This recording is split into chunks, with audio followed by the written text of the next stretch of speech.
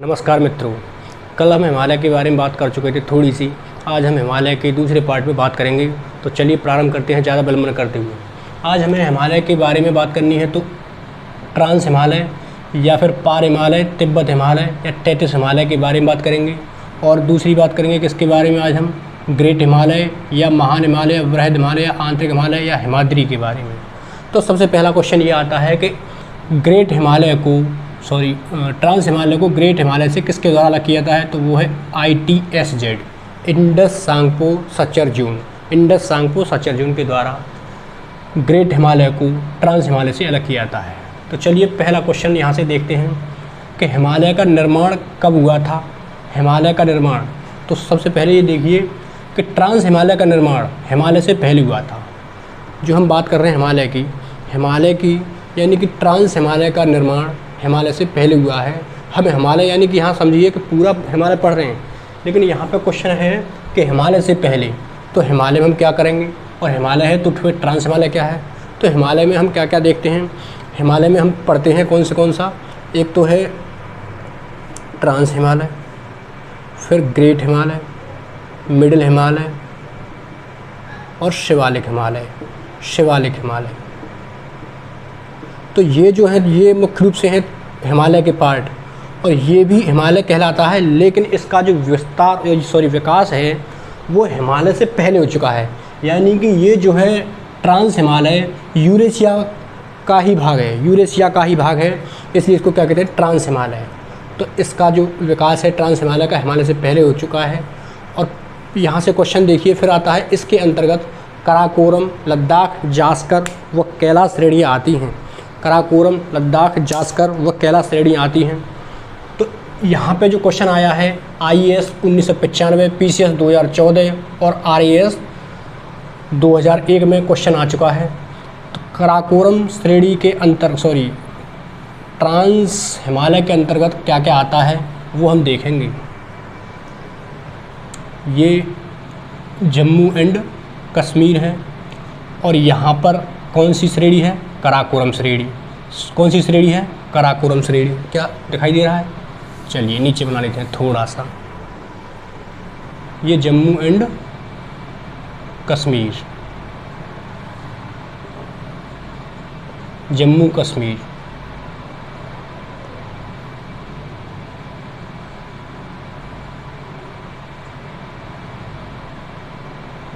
यह है जम्मू एंड कश्मीर। तो ट्रांस हिमालय में कौन सी श्रेणियाँ आती हैं, तो सबसे पहले ये है काराकोरम श्रेणी। काराकोरम श्रेणी ट्रांस हिमालय में आती है। फिर है लद्दाख श्रेणी ट्रांस हिमालय में आती है। फिर जास्कर श्रेणी ट्रांस हिमालय में आती है। और फिर आगे है इधर ही कैलाश श्रेणी। तो कौन सी है, काराकोरम, लद्दाख, जास्कर और कैलाश।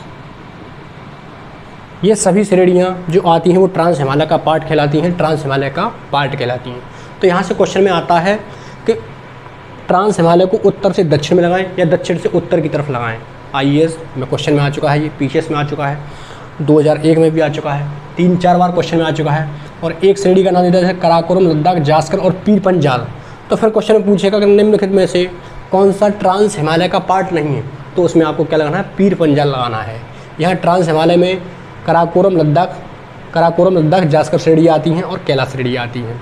फिर क्वेश्चन में है, नेक्स्ट आता है श्योक नदी जो सिंधु की सहायक है, वो काराकोरम और लद्दाख को अलग करती है। जैसे ये है श्योक नदी। तो श्योक नदी कौन सी नदी है, श्योक नदी सिंधु की सहायक नदी है, लद्दाख और काराकोरम पर्वत श्रृंखलाओं के बीच में बहती है, या आप कह सकते हो कि इन दोनों पर्वतों को अलग करती है। श्योक नदी सिंधु नदी लद्दाख व जास्कर के बीच में बहती है। तो सिंधु नदी यहाँ से निकलती है कैलाश श्रेणी के आसपास से, और यहाँ से ऐसे बहती है सिंधु नदी यहाँ से। तो क्वेश्चन में आता है कि सिंधु नदी किन दो पर्वत श्रृंखलाओं के बीच में बहती है। तो सिंधु नदी जास्कर और लद्दाख के बीच में बहती है। कौन सी नदी है ये, सिंधु नदी लद्दाख और जास्कर श्रेणियों के बीच में बहती है और ऐसे मुड़ जाती है। फिर है नेक्स्ट क्वेश्चन आता है कि सिंधु नदी लद्दाख श्रेणी को बुंजी नामक स्थान पर काटती है। सिंधु नदी लद्दाख श्रेणी को बुंजी नामक स्थान पर काटती है और भारत का सबसे गहरा गार्ज का निर्माण करती है, जो कि 5200 मीटर गहरा है। किसी पर्वत को किसी नदी के द्वारा काटने के बाद में क्या बन जाता है वहाँ पर गार्ज। गार्ज का निर्माण करती है, जो कि कितना गहरा है, भारत का सबसे गहरा गार्ज है 5200 मीटर। सिंधु नदी लद्दाख श्रेणी को बुंजी नामक स्थान पर, तो कहाँ पर, सिंधु नदी यहाँ पे लद्दाख श्रेणी को बुंजी नामक स्थान पर काटते हुए भारत का सबसे गहरा गॉर्ज का निर्माण करती है। नेक्स्ट क्वेश्चन है, यहाँ से क्वेश्चन में आ चुका है पीसीएस 1990 और 2009 में क्या आया है, K2 या फिर गॉडविन ऑस्टिन, ये कराकोरम श्रेणी में लद्दाख में स्थित है। यहाँ है K2 जो है कराकोरम श्रेणी, इसी को क्या कहते हैं, गॉडविन ऑस्टिन। कितने मीटर ऊंचा है, 8611 मीटर ऊंचा, कराकोरम श्रेणी में पड़ता है और पीओके वाले एरिया में पड़ता है, क्योंकि ये पाकिस्तान ऑक्यूपाइड कश्मीर वाले एरिया में ऐसे पड़ता है। इस वाले पार्ट को क्या कहते हैं, पीओके। तो क्या है ये, K2 या गॉडविन ऑस्टिन 8611 मीटर ऊंचा है, कराकोरम श्रेणी में पड़ता है और यहीं पर श्रेणियाँ मतलब कराकोरम श्रेणी में पड़ता है। तो K2 क्या है, एक चोटी है कराकोरम श्रेणी की, और कराकोरम श्रेणी में ही कौन सी पड़ती है, गैसरब्रम और मैसरब्रम। तो क्वेश्चन यहाँ से फिर से सुनिए, क्वेश्चन में आ चुका है ये वाला कि K2 या गॉडविन ऑस्टिन के श्रेणी के अंतर्गत आता है, कराकोरम श्रेणी में और ट्रांस हिमालय में पड़ता है और पाक पीओके वाले एरिया में पड़ता है। तो यहाँ से 1990 और 2009 में क्वेश्चन में आ चुका है पीसीएस में। नेक्स्ट क्वेश्चन है कि भारत का ये सबसे ऊंची चोटी है, भारत की सबसे ऊंची चोटी है जो पीओके वाली एरिया में पड़ती है। एक और क्वेश्चन आता है कि भारत में निर्विवाद रूप से सबसे ऊंची चोटी का नाम क्या है, तो वो कंचनजंगा सिक्किम में पड़ती है, लेकिन वो ग्रेट हिमालय का पार्ट आती है। नेक्स्ट क्वेश्चन है, माउंट राकापोसी जो 7788 मीटर ऊंची है, लद्दाख श्रेणी में स्थित है। माउंट राकापोसी लद्दाख श्रेणी की सबसे ऊंची चोटी है और विश्व की सबसे तीव्रतम ढाल वाली चोटी है। विश्व की सबसे तीव्रतम ढाल वाली चोटी है कौन सी, माउंट राकापोसी। आप ऐसे समझिए कि एक ये पर्वत श्रृंखला है, एक ये चोटी है, एक ये चोटी है और इसी के साथ में एक ये चोटी है। तो सबसे ज़्यादा तीव्र ढाल यानी खड़े ढाल वाली, सबसे ज़्यादा तीव्र ढाल वाली, खड़े ढाल वाली, इसका ढाल तीव्र नहीं है, ये देख रहे हो आधार इसका चौड़ा है और इसका आधार कम चौड़ा है, तो सबसे तीव्र ढाल इसका हो गया। तो यही है विश्व की सबसे तीव्रतम ढाल वाली चोटी राकापोसी, जो कि लद्दाख श्रेणी की सबसे ऊंची चोटी है। कौन सी, माउंट राकापोसी, यहाँ माउंट राकापोसी। नेक्स्ट है कराकोरम श्रेणी के हिमनद। कराकोरम श्रेणी के हिमनद, तो कराकोरम श्रेणी में कई हिमनद पड़ते हैं, सियाचिन, बाल्तरो, बियाफो, हिस्पर और सासायानी। तो कई क्या हैं, ग्लेशियर यानी हिमनद पड़ते हैं कराकोरम श्रेणी में, और ये सभी के सभी लद्दाख राज्य में पड़ते हैं। आपको ये भी याद रखना है, क्वेश्चन में आ जाए कि बाल्तरो, बियाफो, हिस्पर, सासायानी या सियाचिन कौन से राज्य में स्थित है, तो ये वर्तमान में लद्दाख राज्य में स्थित है, जो हमारा केंद्र शासित प्रदेश बन चुका है। तो यहाँ पर सियाचिन से समझिए पहले क्या है, यह भारत का सबसे बड़ा हिमनद है। सियाचिन ग्लेशियर जो है भारत का सबसे बड़ा हिमनद है। सियाचिन ग्लेशियर के बारे में देखेंगे हम।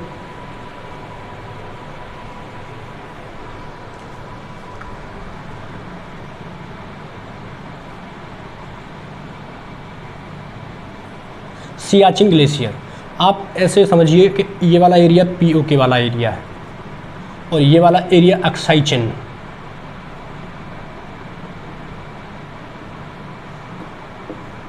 चिन, तो इसको चीन ने कब्जा रखा है। और ये है पीओके पाक ऑक्युपाइड कश्मीर, और ये वाला है जम्मू कश्मीर वाला एरिया, तो इसको आपका क्या कहते हैं, लद्दाख राज्य। तो यहाँ पर है सियाचिन ग्लेशियर। ये वाला कौन सा ग्लेशियर है, सियाचिन हिमनद। तो सियाचिन ग्लेशियर के बारे में, भारत का सबसे बड़ा हिमनद है या ग्लेशियर है। यह विश्व का सबसे ऊंचा युद्ध स्थल है, विश्व का सबसे ऊंचा युद्ध स्थल है। यहाँ पर कहाँ पड़ता है, कराकोरम श्रेणी में ही पड़ता है, ये कराकोरम श्रेणी है और यहीं पर पड़ता है सियाचिन ग्लेशियर। विश्व का सबसे ऊंचा युद्ध स्थल है क्योंकि यहाँ भारतीय सेना यहाँ पड़ी रहती हैं, और नुब्रा घाटी यहीं से, नुब्रा नदी यहीं से निकलती है और नुब्रा घाटी का निर्माण करती है, लद्दाख में स्थित है, लद्दाख में स्थित है ये सियाचिन ग्लेशियर। अब यहाँ से फिर से समझिए, इस सियाचिन ग्लेशियर पर पाकिस्तान ने इसको कब्जा लिया था 1984 में, ऑपरेशन मेघदूत भारतीय सेना द्वारा चलाया गया, फिर से ये इसको अब भारत ने अपने कब्जे में ले लिया है, सियाचिन ग्लेशियर। नेक्स्ट है ट्रांस हिमालय के प्रमुख दर्रे। ट्रांस हिमालय के प्रमुख दर्रे, तो यहाँ से देखेंगे सबसे पहला कराकोरम दर्रा। कराकोरम दर्रा सियाचिन के पास में यहीं पर पड़ता है, सियाचिन मतलब सियाचिन के पास में, लद्दाख वाले राज्य के पास में पड़ता है। और ये भारत को, क्योंकि ये भारत है इधर की तरफ और ये चीन है, तो भारत को चीन से जोड़ता है कराकोरम दर्रा। भारत का सबसे ऊंचाई पर स्थित है, 5654 मीटर ऊंचाई पर। भारत का सबसे ऊंचा दर्रा कौन सा है, तो यही है कराकोरम दर्रा। कराकोरम श्रेणी में स्थित है और कश्मीर यानी भारत को चीन से जोड़ता है, या फिर कह सकते हैं आप कश्मीर पीओके वाले एरिया, अब वर्तमान में क्या है ये लद्दाख, तो लद्दाख को कहाँ से किससे जोड़ता है, चीन से जोड़ता है। नेक्स्ट क्वेश्चन में है पीसीएस 1997 और 2016 में आ चुका है, कौन सा दर्रा है, जोजिला दर्रा। जोजिला दर्रा भी कहाँ पर है, लद्दाख में है और जास्कर श्रेणी में स्थित है। जास्कर श्रेणी यही है और यहाँ पर कश्मीर घाटी को लेह से जोड़ता है, कश्मीर घाटी को लेह से जोड़ता है। नेक्स्ट दर्रे का नाम है केप सांगला दर्रा, ये भारत और चीन के मध्य में स्थित है, भारत और चीन के मध्य में स्थित है। नेक्स्ट क्वेश्चन में है चांगला दर्रा, ये यूपी पीसीएस मेंस में क्वेश्चन में आ चुका है। चांगला दर्रा ये क्या है, किस किस को जोड़ता है, भारत को चीन से जोड़ता है। और नेक्स्ट है लनकला दर्रा, ये भी भारत को चीन से जोड़ता है। और एक है बाड़ालाचाला दर्रा, ये भी जास्कर श्रेणी में स्थित है और मंडी को लेह से जोड़ता है, मंडी को लेह से जोड़ता है। तो अभी हमने क्या देख लिया है, ट्रांस हिमालय। अब हम बात करेंगे बृहद हिमालय या ग्रेट हिमालय के बारे में। बृहद हिमालय या ग्रेट हिमालय के बारे में बात करेंगे। तो सबसे पहला क्वेश्चन है, बृहद हिमालय को लघु हिमालय से एमसीटी के द्वारा अलग किया जाता है। एमसीटी इधर है और इधर लघु हिमालय आएगा, और इधर क्वेश्चन में आता है कि ITCZ द्वारा ग्रेट हिमालय को ट्रांस हिमालय से अलग किया जाता है, और दूसरा है एमसीटी के द्वारा यानी मेन सेंट्रल थ्रस्ट द्वारा ग्रेट हिमालय को मध्य हिमालय से अलग किया जाता है। इसके बाद में है, इसी पर विश्व की सबसे ऊंची चोटियां पाई जाती हैं। विश्व की सबसे ज़्यादा ऊंची चोटियां यहीं पर पाई जाती हैं। टॉप 10 चोटियां अगर विश्व की सबसे ऊंचाई की बात करें तो यहीं पर पाई जाती हैं, ग्रेट हिमालय में।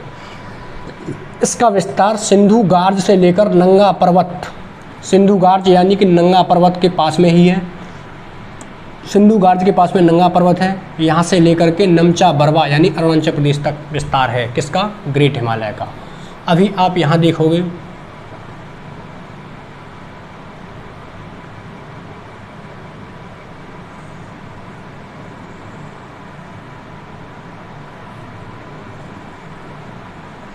ठीक है, ये एक मैप है छोटा सा। तो सिंधु यहाँ से निकलती है, सिंधु नदी ऐसे चलती है, और सिंधु गॉर्ज यानी सिंधु, ये आप देख रहे हैं सिंधु गॉर्ज, तो यहाँ गार्ज बना दिया सिंधु ने, और इसी के पास में है नंगा पर्वत। नंगा पर्वत, नंगा पर्वत ये क्या है, सिंधु नदी का गॉर्ज है, सिंधु नदी के गार्ज या नंगा पर्वत, और ये कहाँ पड़ता है, लद्दाख में। ये भी आपको याद रखना है, लद्दाख में।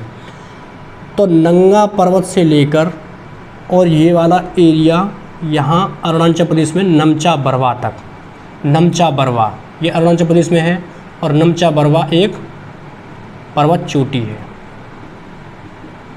नमचा बरवा तक। तो इसका विस्तार यानी कि ग्रेट हिमालय का विस्तार या महान हिमालय का, वृहद हिमालय का विस्तार सिंधु गॉर्ज, तो ये तो है सिंधु गॉर्ज, सिंधु गॉर्ज या फिर नंगा पर्वत, ये है नंगा पर्वत से लेकर नमचा बरवा अरुणाचल प्रदेश, नमचा बरवा अरुणाचल प्रदेश तक है इसका विस्तार। तो यहाँ पर फिर क्वेश्चन में आते हैं कि महान हिमालय की पर्वत चोटियाँ। क्वेश्चन में आता है जैसे IAS 2003 में आ चुका है, MP PCS 1992 में, PCS 2013 में, कई बार में क्वेश्चन में आ चुका है कि पूर्व से पश्चिम में लगाइए चोटियों को या पश्चिम से पूर्व में लगाइए चोटियों को। एवरेस्ट की सबसे ऊंची चोटी कौन सी है, या फिर नंदा देवी कौन से राज्य में स्थित है, या फिर उत्तराखंड की सबसे ऊंची चोटी का नाम क्या है। इस प्रकार से क्वेश्चन में आते रहते हैं। तो इनका मतलब है महान हिमालय की चोटियों को बताना है क्रम से। तो सबसे पहले नंगा पर्वत कहाँ पर है, लद्दाख में। आपको ये भी याद रखना है कि लद्दाख में है या कौन से राज्य में है। नंगा पर्वत के बाद में कामेट, यहाँ कौन सा है, कामेट। फिर आगे कौन सा है, केदारनाथ। फिर कौन सा है, बद्रीनाथ। फिर कौन सा है, नंदा देवी, ये बृहद हिमालय की सबसे ऊंची चोटियां हैं। और ये वाला नंदा देवी मोस्ट इंपॉर्टेंट की कैटेगरी में आता है। कई बार क्वेश्चन में पूछा गया है कि एक तो मतलब क्या है, पीसीएस 1990 में पूछा गया है, आईएएस 2003 में, पीसीएस 2013 में, फिर 14 में, फिर छत्तीसगढ़ पीसीएस 2013 में। तो नंदा देवी का कई बार क्वेश्चन में आ चुका है कि नंदा देवी एक तो उत्तराखंड की सबसे ऊंची चोटी है, दूसरा है कहाँ पड़ती है, कौन से राज्य में पड़ती है, तो उत्तराखंड में पड़ती है, सॉरी हाँ उत्तराखंड में ही पड़ती है। अब नेक्स्ट क्वेश्चन में है आगे, फिर इसके बाद में ये कहाँ पर हो गई, चारों के चारों उत्तराखंड में, सभी कहाँ पर हैं, उत्तराखंड में। ये कहाँ पर है, लद्दाख में। आगे देखेंगे धौलागिरी, यहाँ धौलागिरी, धौलागिरी। इसके बाद में देखोगे तो अन्नपूर्णा,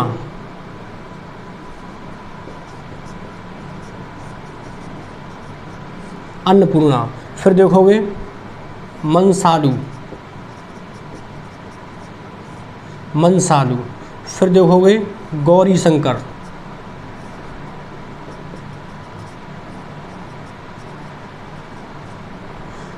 इसमें एक और आता है छोयू, और इसमें उत्तराखंड में एक और आता है त्रिशूल। तो आप इसको नोट कर लेना कि त्रिशूल भी उत्तराखंड में आता है। अगर क्वेश्चन में पूछे तो त्रिशूल चोटी कहाँ पे आती है, उत्तराखंड में, और छोयू कहाँ पे आती है, नेपाल में। तो ये नेपाल की सभी चल रही हैं। और आगे है माउंट एवरेस्ट, माउंट एवरेस्ट। इसके बाद में है, माउंट एवरेस्ट के बाद में मकालू। इसके बाद में यहाँ है सिक्किम और उत्तराखंड की सीमा पर कंचनजंगा।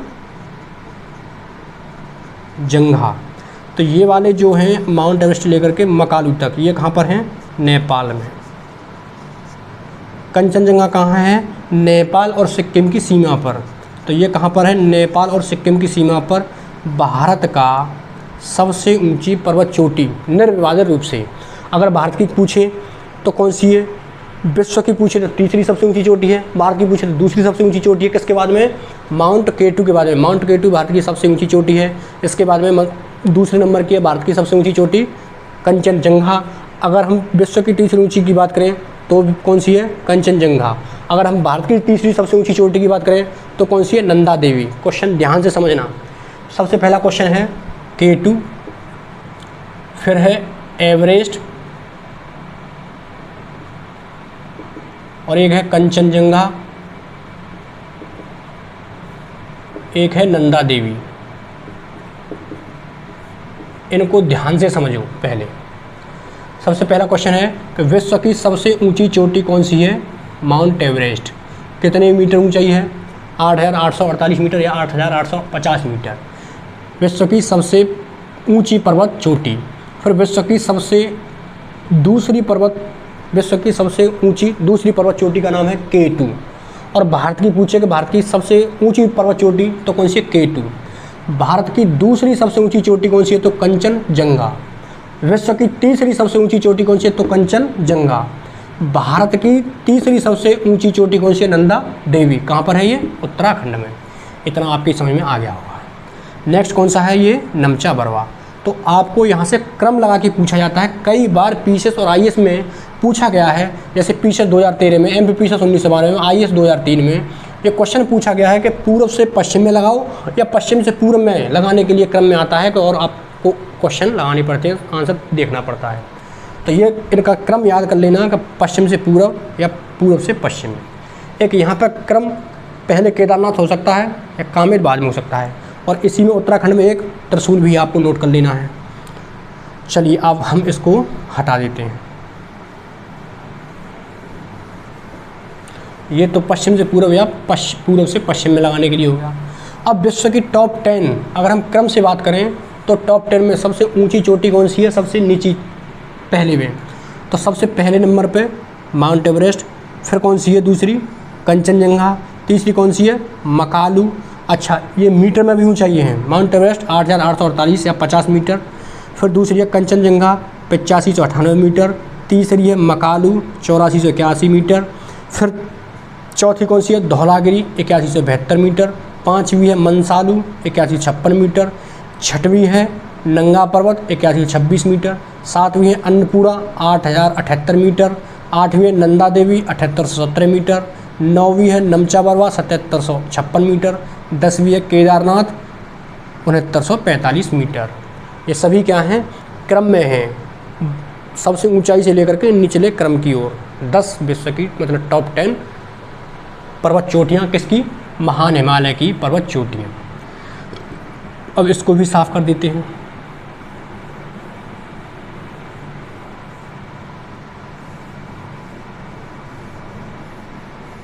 ठीक है, अब यह है हिमनद, यानी कि बृहद हिमालय के हिमनद यानी ग्लेशियर। बृहद हिमालय में कौन से ग्लेशियर पाए जाते हैं, हिमनद पाए जाते हैं।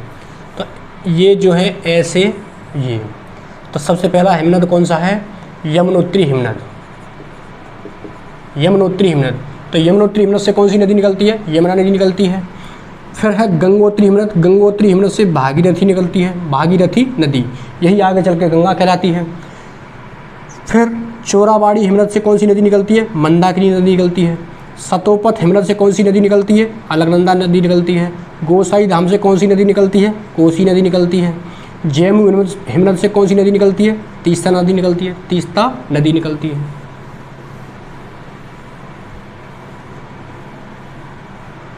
ठीक है, अभी माउंट एवरेस्ट से एक दो क्वेश्चन में और आता है कि माउंट एवरेस्ट पर चढ़ने वाले विश्व के मतलब माउंट एवरेस्ट पर चढ़ने वाले व्यक्तियों के नाम बताओ। तो पहला नाम है शेरपा तेजिंग, दूसरा है एडमंड हिलेरी, एडमंड हिलेरी। तो ये कौन से हैं, विश्व के माउंट एवरेस्ट पर चढ़ने वाले विश्व के प्रथम व्यक्तियों के नाम। तो तेजपाल शेरजिंग, ये तो क्या है, शेरपा तेजिंग इंडिया के हैं, भारत के। दूसरे हैं ये एडमंड हिलेरी, कहाँ के, न्यूजीलैंड के। अब है भारत के विश्व की पहली महिला जो माउंट एवरेस्ट पर पहली बार चढ़ी थी, तो वो है जिंको तेबई। जिंको तेबई कहाँ की हैं, जापान की। विश्व की पहली महिला जो माउंट एवरेस्ट पर सबसे पहले चढ़ी थी, और 2015 में क्वेश्चन में आ चुका है, MPPCS 2015 में आ चुका है, और ये 1975 में माउंट एवरेस्ट पर चढ़ी थी। फिर भारत की पहली महिला जो माउंट एवरेस्ट पर चढ़ी थी, भारत की फर्स्ट फीमेल जो माउंट एवरेस्ट पर चढ़ी थी, वो है बछेंद्री पाल। बछेंद्री पाल, ये क्वेश्चन में आ चुका है PCS 2016 में, UP PCS 2016 में आ चुका है, और 1984 में ये माउंट एवरेस्ट पर चढ़ी थी।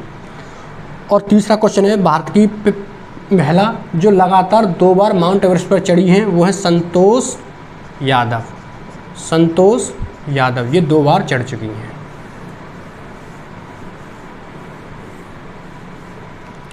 नेक्स्ट क्वेश्चन है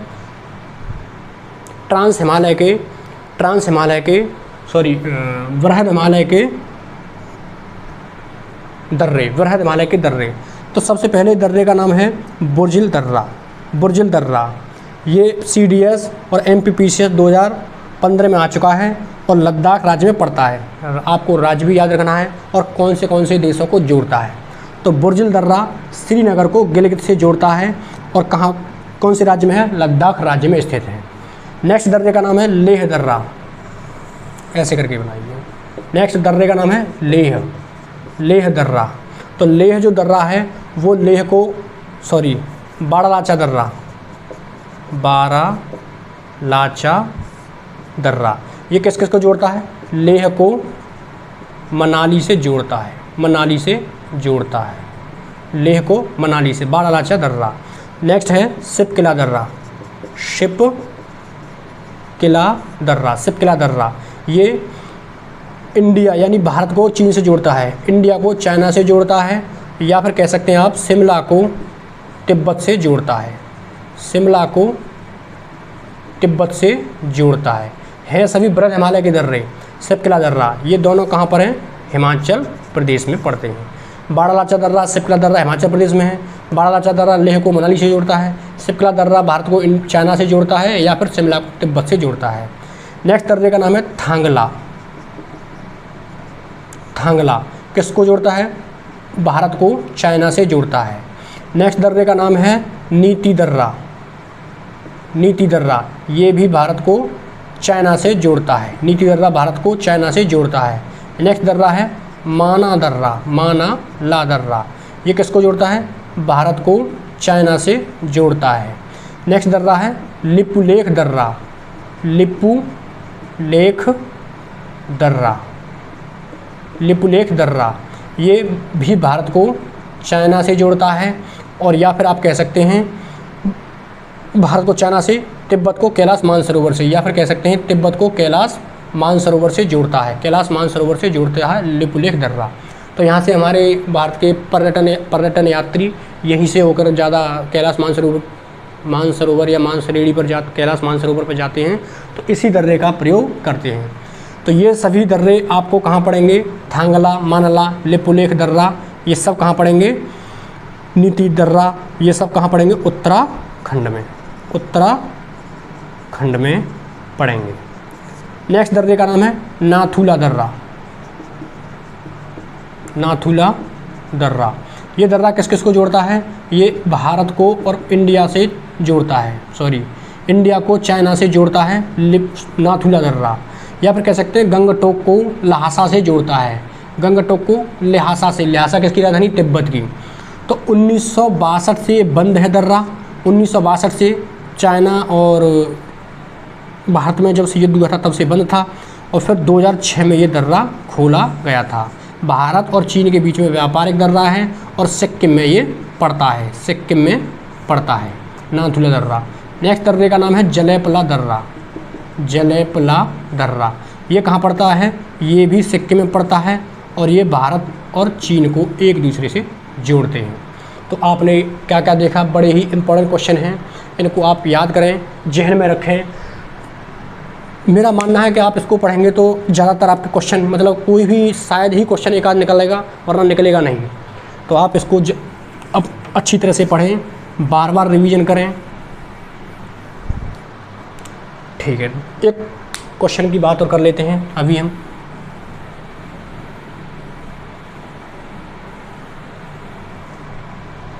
चलिए फिर मतलब नेक्स्ट देखेंगे, ठीक है। अब हिमालय का जो तीसरा पार्ट होगा वो हम कल देखेंगे, लास्ट और थर्ड पार्ट होगा। धन्यवाद।